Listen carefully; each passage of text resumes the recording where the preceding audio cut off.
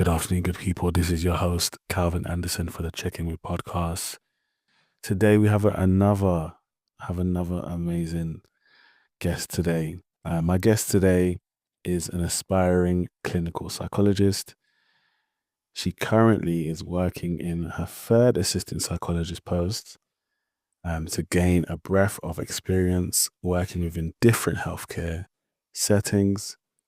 Some settings include community mental health services, specialist ASD and mental health inpatient services, and also an acute mental health ward. She identifies as an ethnic minority, and she's extremely passionate about ethnicity, diversity, and inclusion issues across different avenues, and how the field of psychology can support and shape this.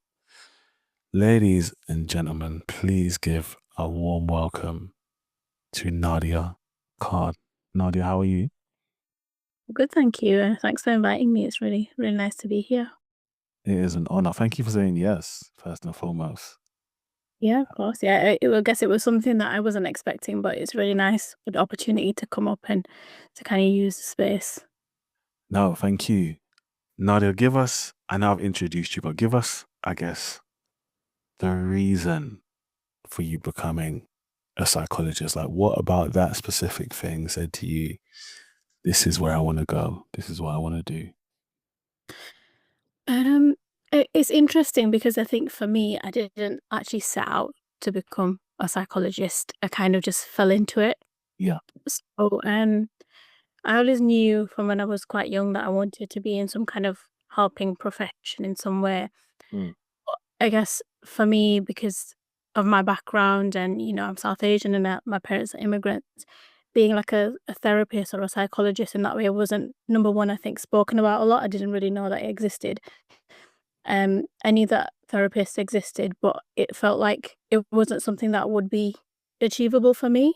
I'm not really sure why. It just kind of felt like, yeah, that's nice to have. It's something that I've heard about, I've seen on TV, but I don't really know how I'd get there. So I didn't really set out to become a psychologist. So from, I guess, like a background like that, professions like being a doctor or a lawyer or an engineer are kind of push. So I kind of went down the route of, I know I liked working with children, so I want to become a nurse.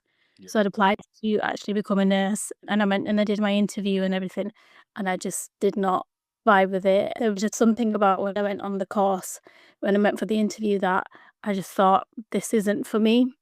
Yeah. So from there, I just thought, well, what is it that I do like? So when I was studying for my A-levels, I'd picked psychology as kind of the extra subject. I ended up really liking it. And one of my goals was to just kind of go to uni and be the first in my family to do that. So on the train back from London, I remember I just went onto UCAS and I just changed my application, kind of spur of the moment, because in that moment, I guess all I knew is that's not what I wanted to do. So I naturally picked psychology because it was something that I really liked and I found interesting. And I thought, well, if I'm going to go and spend 3 years there, at least it's something that I know I kind of have a bit of a skill in, and I can explore what I want to do. I think when I was at uni, I still didn't know that I wanted to be a psychologist. I was kind of exploring, like, I knew that studying psychology would be beneficial for me because it opened up so many avenues in terms of what I wanted to do. So I then did my undergraduate, and then after I graduated, it was COVID. I was still sort of thinking, don't really know what to do. So I went into like customer service and I was working in the bank in like financial support. And that was interesting for me because a lot of the conversations that were coming up were around like mental health and finances, and how they were sort of interlinked, and how finances were affecting somebody's mental health or how their mental health was affecting their finances. So that sort of got me thinking into, I want to go back into this. I'm enjoying these conversations. I was volunteering at Childline as well at the same time.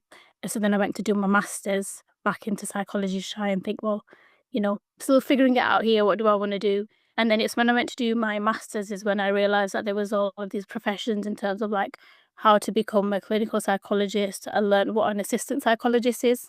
I never heard before. I learned what like a PWP is, or like CWP, or like IAPT and CBT therapist. I did not know about any of it before I kind of got into that space. And then from there, then I realized, well, this is now what I like to do. This is what feels fulfilling to me, and it kind of catapulted it from there. So yeah, I didn't really know, I guess, but I just kind of followed what I thought I didn't want to do, and then kind of picked up what I do like and just shaped it from there. Incredible journey.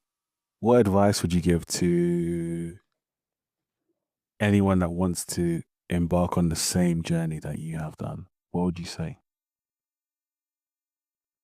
I would say that follow what you know you want, in terms of like, for me, all I knew is that I didn't want to do nursing, and that was enough to kind of get me to think, okay, I'm going to do something else, but I don't have to have it figured out right now.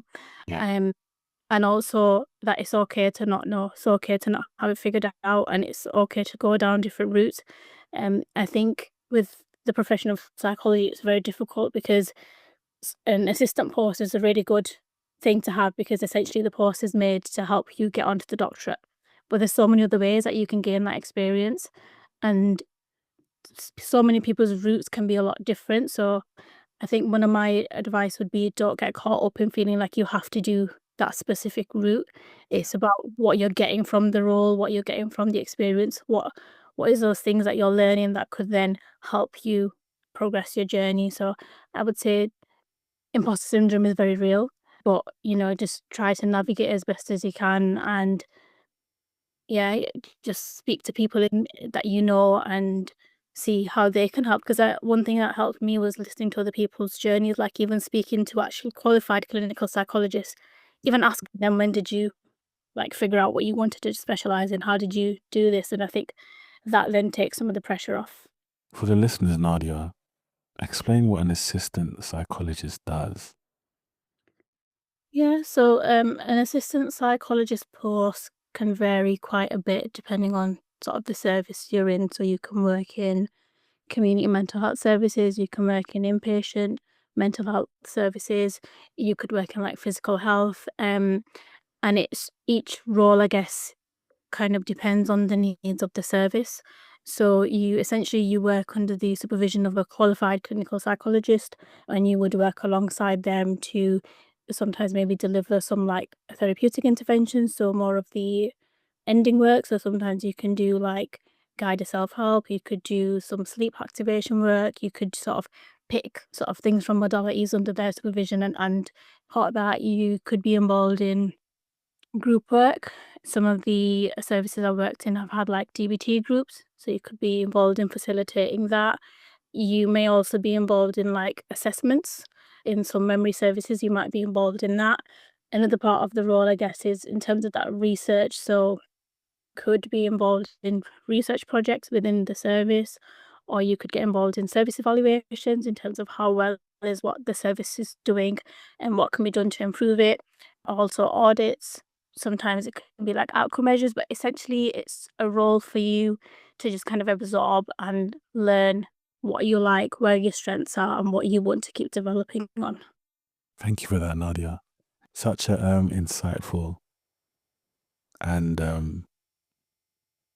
you make it sound so fulfilling, this position. Yeah, yeah. I think when you really find something that you'd like to do, then it feels quite fulfilling. But I think that's a hard thing to actually get to. Sometimes it's really difficult to find what you actually like, because it can very much depend on sometimes the service you're in, the team that you have. Yeah. And I'm very aware that I've been in sort of a lucky position where I've kind of liked a lot of the services I've worked in, and I've had a good team around me. So I think that's made it feel better for me. But I think people's experiences can sometimes be different. So thinking that, it's going to be the same for everyone can also, I guess, it's a bit of a double edged sword, isn't it? That we all have our own experiences with it. And that leads me into the next question for you is, talk to me about your experience being South Asian within this profession. Like, how has that been? It can be both rewarding and challenging. And I think that can be on two levels. It can be on a professional level, and it can also be on a personal level. And it's sort of navigating the two of them that can sometimes be difficult. Sometimes they can be separate, sometimes they can kind of come together. But how I guess, have pursued it is that really getting in touch with my identity as a South Asian or as a Muslim and thinking, what can I bring to this team? What can I bring to this space? How do I know that there's a community out there that are not accessing these services, a community that I'm quite involved in, and I'm now in the service. How do I bridge that gap? How do we have these conversations and in a safe way and be able to foster an environment where we are able to say this is working, this isn't working. But then also I think sometimes it can feel quite challenging to feel comfortable to say what is maybe working or what isn't working. Sometimes it's like little things that you might come across that you kind of think, why is this sort of happening? Like for example, in one of the places I've worked in previously, there was no prayer room, Mm. which was for me quite baffling that, there's no prayer room in the whole building. So it's like sometimes those little things that kind of can bring up the stuff for you. I think it's sort of how you tune into that and what you do with it. So for me, it was using that supervision space to be able to name that this is a challenge for me because I identify from this background and this feels quite uncomfortable. Or if you're working with a service user and like one thing that used to come up quite a lot is people on the ward not wanting to eat, and it was sort of seen as they're just refusing the meals, but it was kind of like, well, is it because they don't have that type of food? They need different type of food? Yeah. Or, it might be Ramadan and they're wanting to observe that, but have we checked in with them? Like there's little considerations that I think sometimes can be challenging to get your voice heard in a room full of doctors and nurses and family. Like it can sometimes be quite difficult to bring that to a whole team in terms of it feeling daunting. Yeah. But my experience of it is just it's always been well received. I think it just depends on like what you're saying and how you're bringing it across and what the purpose of that would be.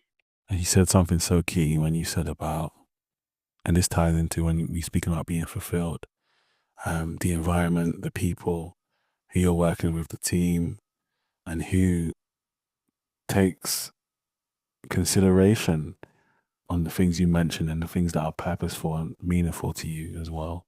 So, I really love that point. And listeners, if you're in a place, environment, work, or wherever where it's not cohesive to where you are or where you're going, allow, if you are allowed to say something, which you should be, have the, or gain the courage to say something, to speak up. You're allowed to. Thank you so much for that, Nadia. Talk to me now on breaking barriers. How important is it to do that? And how have you seen yourself doing it? Because even when you was talking to me just now, when you was talking about, you've mentioned this and you've used the space to speak up and say, okay, this is how I feel and this is not right in my eyes. Talk to me about breaking barriers, please.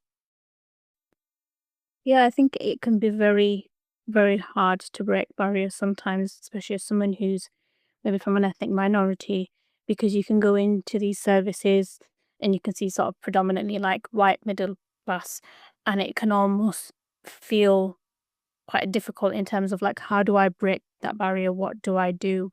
Um, and also, I think within your own personal life, it can feel like there's barriers as well in terms of like with culturally things that maybe you have to put on hold to pursue the profession because I guess it does take a long time to get to a position where you are qualified.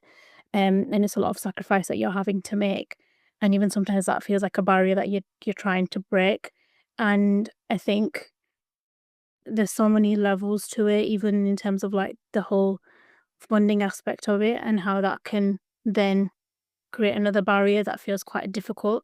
I think for me, it's one of the barriers that I broke was that I knew that this is something that I wanted to pursue because in my family, if you go back like 10 years ago, nobody knew about mental health. Nobody spoke about mental health. It was Yeah. just not a thing.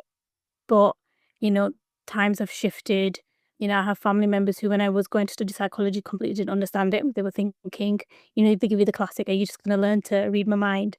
Because they just didn't understand it. But now that we've gone, you know, society's moved forward, education's gone into schools, into workplaces, they understand it now. Yeah. I think it's as long as you stay true to what you want to do, you're already on that path of breaking that barrier. And sometimes it can be the small things, like it can be staying consistent. You believe, and also believing in yourself, how far you can go with it. I think, yeah, it's believing that your knowledge and your experiences are invaluable and they can be used to break those barriers, because ultimately, you know, nobody can teach you that. That's what you've experienced, that's what you know, and you have that insight on how to improve it, and how you use that insight, how you use your voice, how you recognize what's important to you and how that might be important to somebody else, and you're working on how to shape that up. I think that's how we're working towards breaking barriers. How does it feel to break a barrier, Nadia? It feels, I would say, refreshing. And I think sometimes we can get caught up, especially for myself, and I know I have a few friends as well within like the profession. It's almost like you're always chasing something, you're always kind of, you need to keep going, you need to keep going until you're qualified. And sometimes that means that you don't recognize that you've broken these barriers. It's something that, you know, this is just part of my journey. I did not realize this. And I think I fell really heavily into this trap where I was just going and going and going, and I wasn't recognizing what I had achieved, to the point where, you know, when I was having supervision and I was writing up my notes, I was writing all of the things I needed to improve on, but I wasn't even acknowledging in there the good stuff that I'd done, Yeah. until my supervisor pointed out, like, you know, we also had a conversation about all of the things that you've achieved. Why is that not included in here? Um, so I think when you kind of slow it down, then it feels refreshing, and then you understand why you're doing what you're doing. So then it feels like meaningful, because I guess you're seeing the impact of your work and your passion and your hopes. Powerful. Which leads me to ask you, speak to me on the importance of representation and identity. I think it's one of the most important things on so many levels. I think, you know, when you're working professionally, to be able to understand that what you're bringing to the team, what your identity is, where that sits within the team, where it sits within your one-to-one work with service users, and ultimately how that can shape relationships. But I think representation for me is one of the biggest reasons of why I have pursued this as far as I have. Um, and that's because a lot of people from minoritized backgrounds, one of the things that might feel difficult for them to engage in the service is because, you know, I'm talking to somebody who doesn't look like me, so you might not understand me. And I think if we are working to break those barriers, we are working to take up those spaces, that's how we can help bridge that gap, because we're seeing such rich and diverse communities around us, but that's not the picture that's showing up in our services. But ultimately we know that those people are needing that support. But how do we bridge that gap? And I think representation is one of the ways that we can. You know, I think there's a really big space for um people who are from these backgrounds to maybe use that representation and go within other spaces. Like, I think there's room for us to go within schools and say that, you know, we are psychologists, we are psychotherapists, we are from different backgrounds, and these are the things that we can offer. And this is something that you could do as well. I think within the profession of psychology, that is something that is quite missing. But by us kind of taking that step to show the importance of representation is how we'll get further with it. What do you think needs to be done to further that awareness of representation? What do we need to do? I think we need to make people, I guess, feel safe to own their, you know, they identify with, and how they can use that. Because ultimately, if they're not feeling safe enough to kind of be a representative, then that's where, we're kind of falling at that first hurdle. I also think we need to be able to be quite open and honest about where we're not reaching, so where we're not reaching a certain demographic, and where we can bring people in and how we do that. I think there's a lot of services now that are doing sort of expert by experiences, people who have that lived experience, and bringing them people into the service. And I think there's so much space for bringing other people in as well, whether that's in like a volunteer position or a paid position. But it's how do we do more than just what we're saying? We can say that we want our services to be quite inclusive, and quite diverse, but what are we putting into practice for that? And I think it's a lot of the outreach work as well, in terms of like, the community centres, the schools, the religious places. What are we doing to link in with them? And then lastly, I would say it's, there's so much great pieces of work going on around us in terms of like culturally adapted CBT. There's stuff around like religion and like behavioral therapy. And we're doing all of these great pieces of work, but how are we disseminating them so it's kind of people are aware that there is this option? Yeah. And how do we kind of get that ball rolling with other services as well? Because there's so many different people out there that we're just maybe not catering for, we're just not reaching. I love how you spoke on the different avenues and not just showcasing what is available, but also firstly making people feel safe enough to gain the access and to own where they're from and the things they're going through before entering any sort of program or session, so to speak. So I love how you mentioned just the care aspect and how and where we should reach in the demographic, and just that we should go through different channels, not just one way. I love how you mentioned that too. And I think like there are a lot of professions that do that. Um, I have family who's in like the transport industry, and like when you have these sort of like we had like the Manchester Mailer, we had a few other stuff, like we have these concerts, we have things that go on, and they have stalls and they will really push for that recruitment. Yeah. But we don't have that representation. And I think a lot of the sort of similar story of realizing what's out there through somebody else telling you is kind of what's common within our field. It's really, if I think now there's a bit of a shift in terms of, if I go onto YouTube or if I go onto TikTok or I go into Instagram and Facebook and I type in assistant psychologist, a lot will come up. But if I look back to 4 years ago when I did it, It's not. it there was nothing. So it's how are we getting it out there that we are here, and you can access these services, because a lot of it people don't know. Yeah, it's so true. Using all the platforms to create that awareness, right? Yeah. You touched upon it earlier in a way when you mentioned when you were going to study and become an assistant psychologist, how there was questions from your family, and they wanted to know what are you doing, what is this that you're doing, and there was a stigma behind it. There were, when they said, "Oh, so you're going to be able to read my mind." Talk to me on that, Nadia, in terms of the culture and stigma um, that you Yeah. face or you've seen for yourself and firsthand that comes with when we go and pursue such pathways as psychology or therapy. Yeah.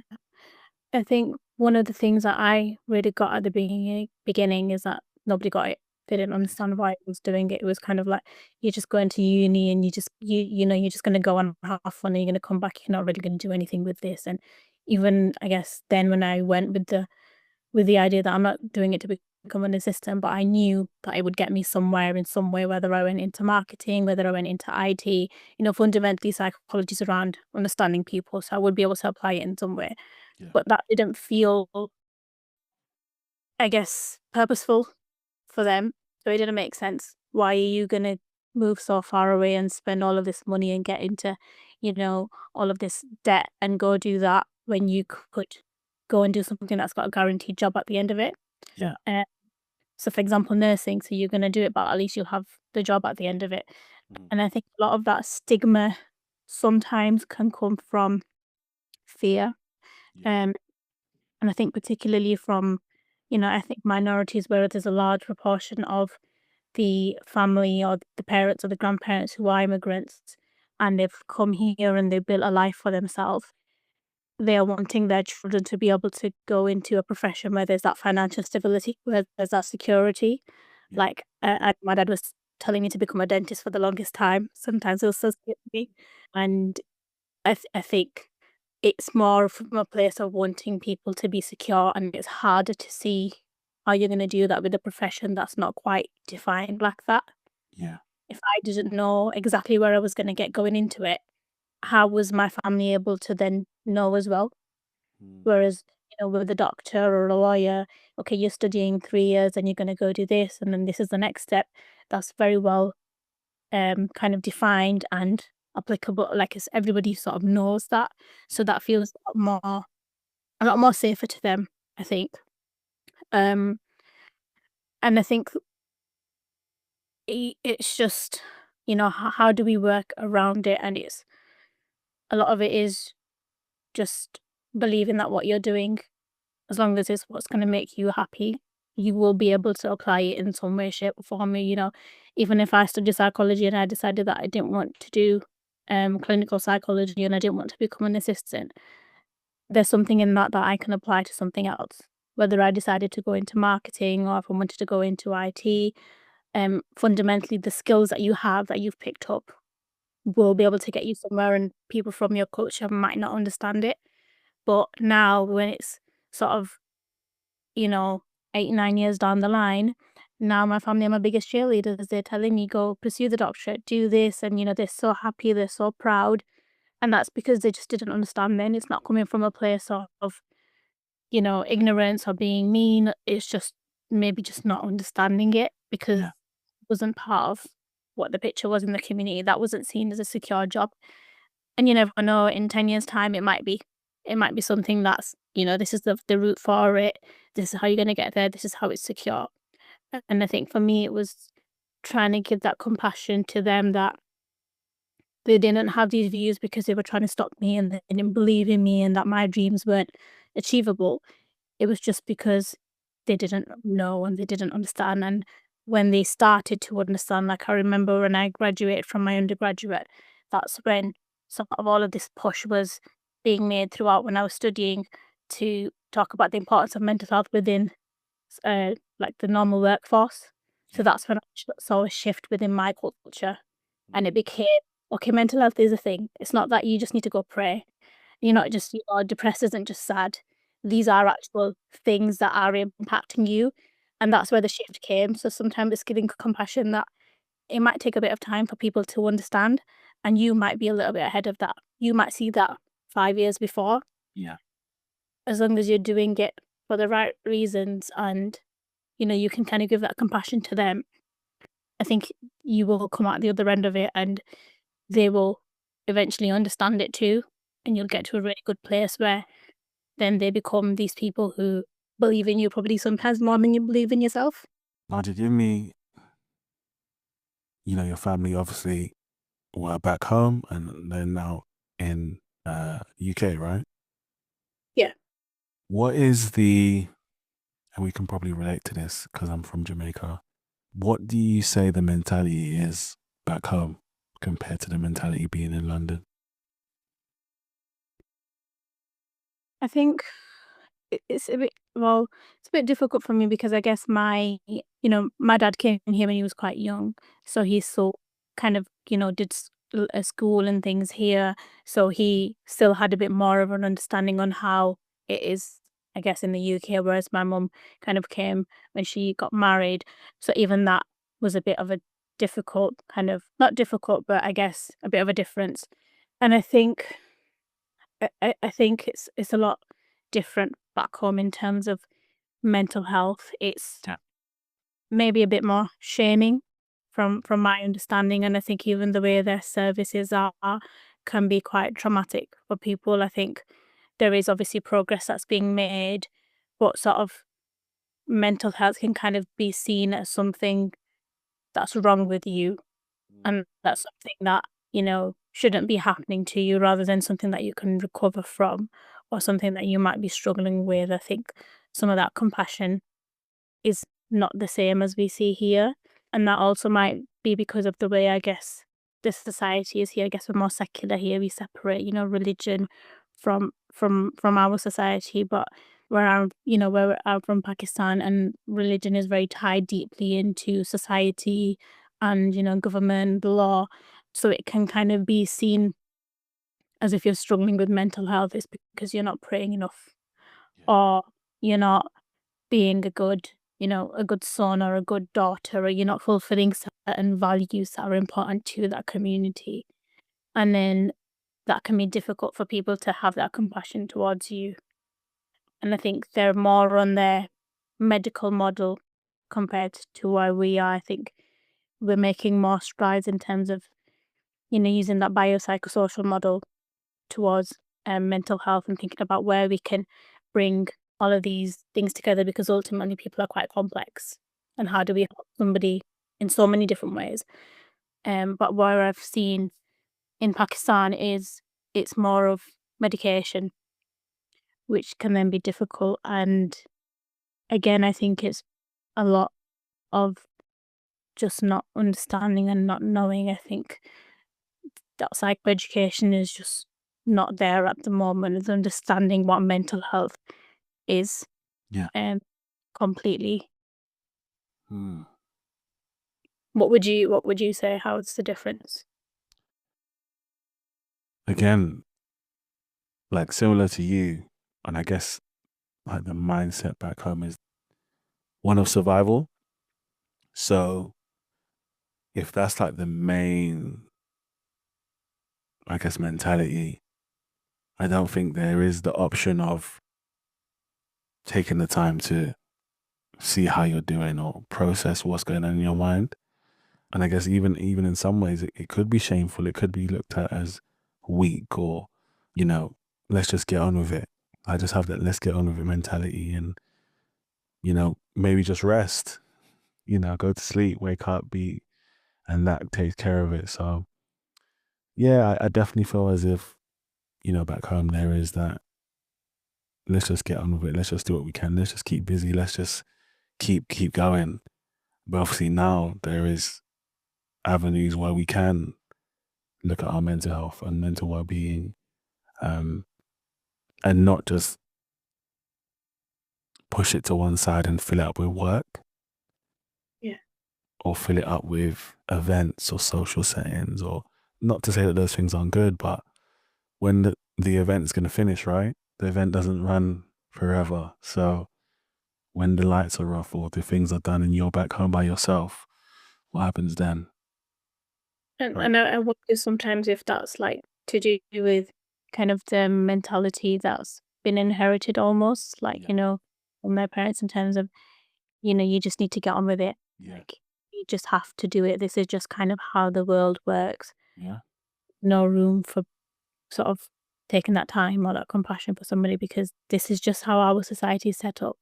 Mm, And if I got on with it, why can't you?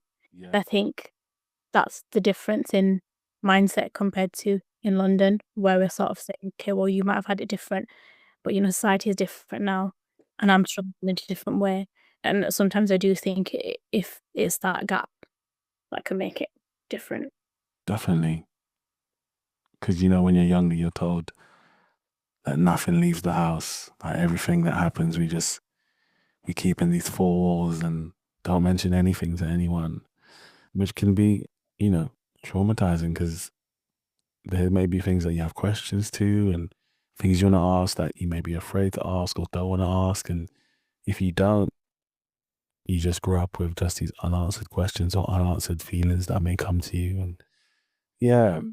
definitely it's good to, like you said, there is the different levels of access back home and now here in London. So yeah, I guess just to encourage listeners who have been told or still hold on to, not being allowed to say anything and kind of getting on with it. Like now you have the choice to see someone who's professionally trained and work through some stuff and unpack some things that your parents or your family may not be able to do because their lens is still in a way where, or mentality I should say, is very much let's just get on with it.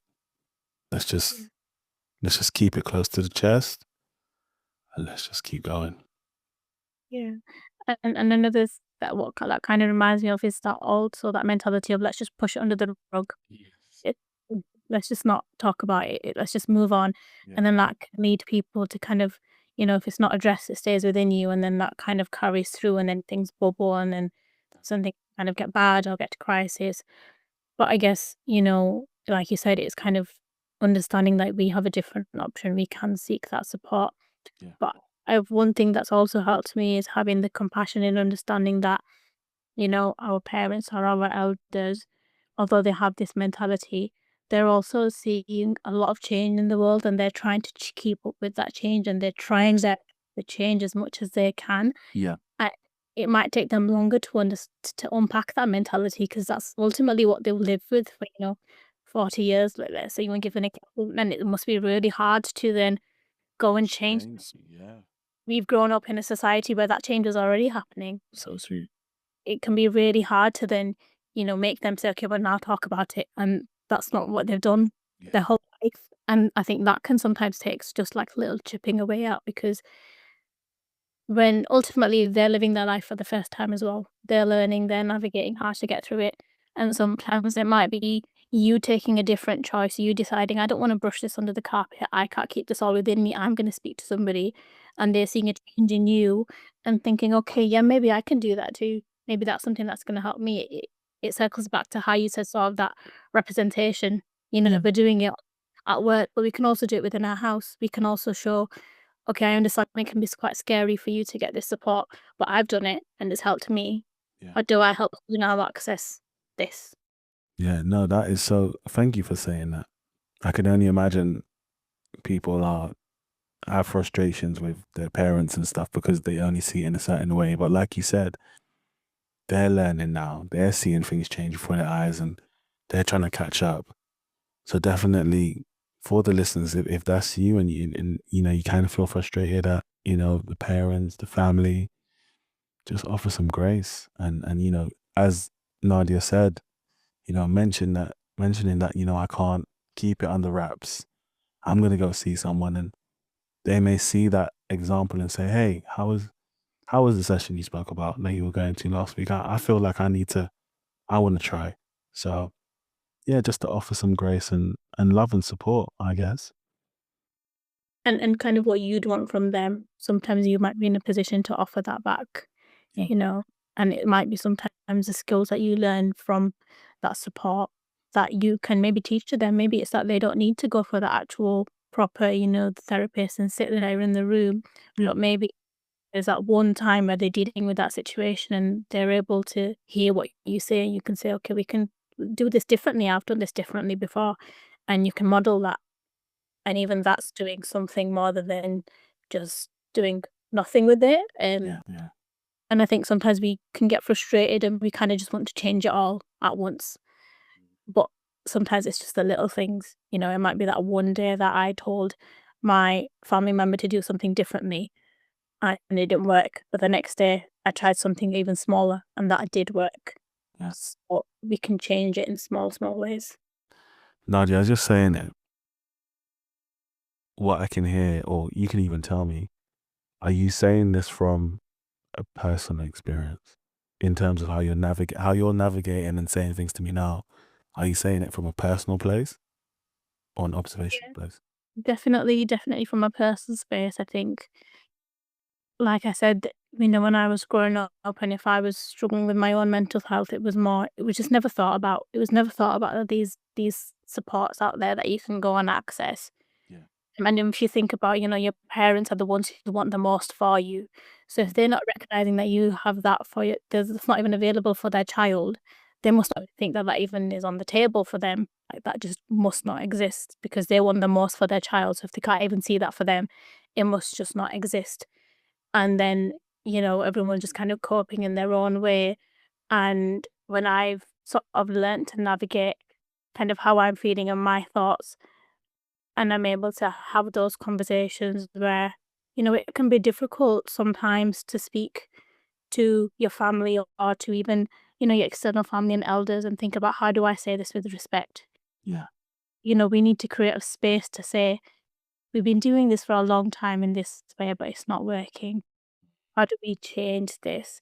And I've certainly experienced that within my family and my community, to just acknowledge that I understand why we've been like this for a long time, but it doesn't have to always be like this. And it takes a very long time, I'd say, to have those conversations. Yeah. Um, and you need your allies in that, I think, with certain siblings or certain cousins or certain people, or, there might be a family a parent that you're closest to. Um, but I think with time, and I also think as we grow older, our parents might see that us in a grown light now. And what you say, yeah, makes sense to me. When you said it to me when you were like 20, I just thought, no, you don't know what you're talking about. You've got a whole life ahead of you. But, now you've got 2 degrees, or you work in mental health, or, you've seen stuff. Now, okay, I can hear what you're saying, because also I'm seeing it out there in the real world. You know, Mm. society's changing, and our parents and our elders, they're also on these, you know, social media platforms, or Yeah. they're just in the world, and generally they're also seeing things, but they might have never sat there and acknowledged it. But if we can kind of start bringing that into it, I think something for me is taking that time to sit with them and hear what they think and what they see, because sometimes we can just kind of get into this place where, like, you just don't understand, and then they think that you don't understand.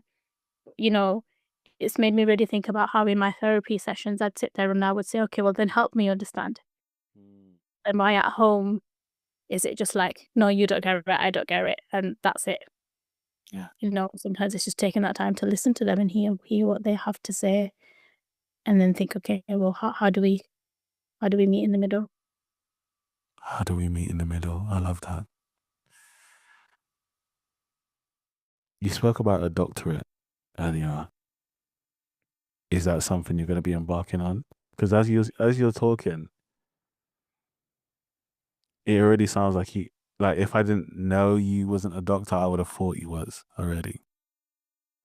Yeah, that's definitely something that I want to embark on, and I do think that's one of the downsides of like the assistant psychologist profession and psychology in general, is that if you want to progress, you have to follow some kind of pathway, and that mostly involves going back to university to become kind of on the qualified level, because I guess that an assistant, although you are qualified in terms of you've got your undergraduate degree, you might have a master's, you don't have that title, in terms of, like, being a clinical psychologist or being a forensic psychologist. So you have to go back to education in some way, shape, or form. And there's so many different things out there. But I think for me, the doctorate of clinical psychology is the one that feels like it rings true to my values, and it's somewhere where I feel like would allow me to be quite creative in thinking about how can I make these changes that I'm passionate about. So I can do within my therapy sessions. That's amazing. But how do I, you know, think about what's out there in the community, what we're seeing in our services? How does that lead up into management, into leadership, and I think the competencies of a clinical psychologist maybe really align with what I would want to do, because for me, I see a profession that I can kind of dip my toe in so many different things. Mm. Um, so it's definitely something that I am wanting to pursue. Yeah, fingers crossed. Fingers crossed. Yeah, it's gonna be great. It's gonna be great. Nadia, before you go, I want to throw some fun rapid questions just so the listeners can get to know you better. Is that okay? Yeah. Nadia, if you could work anywhere in the world remotely, where would it be and why? This is a goal of mine. Like, I really want to work somewhere remotely. Well, in another country. I would want to work somewhere in the Middle East. I think probably Qatar. And the reasons for that is just because I think how the society is set up there and how mental health could look different there. I'm really curious to see how that differs from what we see in the UK, because I guess society is so much different there and the work-life balance, and I wonder, you know, what is that interlink? And also I'm really interested in, sort of what's the interplay between religion, because I think in our, in the UK, so many people have so many different religions, but because we've sort of separated um the services we provide, which is quite good, sometimes we're missing that protective factor that can help a lot of people. Yeah. Uh, so I want to, yeah, I'd want to kind of work in Qatar or Dubai and see how that looks different from here, and maybe do something a bit more, yeah, that fits in with my values, I'd say. Amazing. Do you have a favorite season? Um, I do like both winter and summer, but I would definitely pick summer just because I like to be warm and I'd like to be on the beach somewhere. Okay. Why winter though? You said summer and winter. I like the coziness of winter. I like, wrapping up warm and wearing cozy clothes and having, hot chocolates or going to like winter wonderland. Like I do like all of that, and I like snow to an extent. I like it when I can look at it. If I've got to drive in it, Yeah. then maybe not so much. So I do, yeah, I do enjoy both. Now, did you have a favorite quote that you like? Um, I do. I have a few. I would say one of the ones that I always say to myself is do it scared. There's so many times in my life where I've felt, that feels a bit scary. It feels scary to move this far away from university. It feels scary to apply for this job. But even if it feels scary, you can still do it. And that's something that I use to kind of ground me and carry me through. Do you have a favorite book or film? I have a favorite film. My favorite film would be Blue Streak. I like anything with Martin Lawrence in it. It's quite So fun. that's a very Uh, good film. yeah, I've always watched like comedy movies and things with my brother and my dad. So yeah, I would definitely say Blue Streak. Do you have a favorite comedian? No, I don't think, not at the moment. I like watching different people. Yeah. But I wouldn't say I have any one favorite. Okay. Favorite color and why? My favorite color is purple, I would say. And why? I don't know. I think it stems down to like childhood. My sister, she liked lilac, and then I felt like I liked purple, and it just kind of stuck from there. Yeah. But it's always been a color that's kind of felt calming to me, I'd say. Yeah. So I definitely say purple. Love that. And last one, finish the sentence up off for me. If it wasn't for psychology, therapy, I would be. Lost. Yeah, I think I'd be lost because I wouldn't have found something that feels meaningful and purposeful. I think I would have found something to do and I would have been able to use all of my skills and I would have felt quite happy and content in it. But I don't think I would feel like, I think for me, it's that part of helping somebody else that feels really meaningful and really fulfilling. So if it wasn't for psychology, I feel like I would feel lost in having that part missing. Thank you for sharing that with me.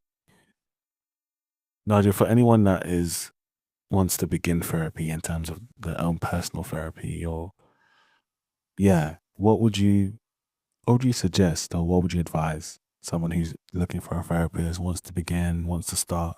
What would you say? I would say that it's okay for it to feel scary and it's okay to not know where to go or what to do. But there's a lot of people or places that you can reach out to, and that you can, it's also okay for some things not to maybe fit what you need. It's about being honest with what's working for you and what you feel like is helpful to you, and that regardless of however you follow it, there will probably be something that you gain from it, whether it's, that long-term work or even that sort of shorter term work, it's always meaningful because ultimately you're taking the time for you. Yeah. There's so many times in our life where we're putting other people first, or we're chasing a career or a dream or an ambition. And sometimes therapy can be that time where we're just fulfilling ourselves and we're filling back into our cup. Mm. So ultimately, it's your time to do with it however you please. I think sometimes it can be daunting thinking I have to sit there and tell this person all of my problems. Yeah. It doesn't have to be like that. Your therapy can be what you want it to be and what you want it to look like. So, however you want it to be, you can share that and you can find someone who's willing to support you in that. It doesn't have to be so daunting. Nadia, if someone's heard you today and they want to reach out, they want to connect, they want to ask questions, what's the best way for them to get in contact with you?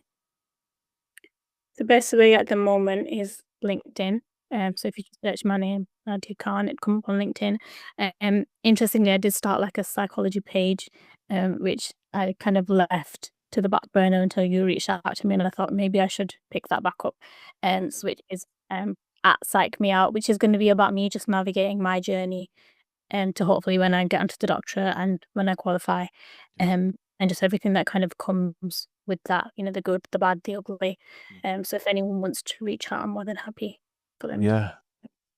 I'll make sure I connect or link your LinkedIn and the psychology page as well on your episode. And Nadia, I just pray for just limitless success for you and blessings. And I look forward to when your a name changes to doctor. So it's only a matter of time. Listeners, I have been Calvin Anderson, your host today, and we've had the amazing Nadia Khan.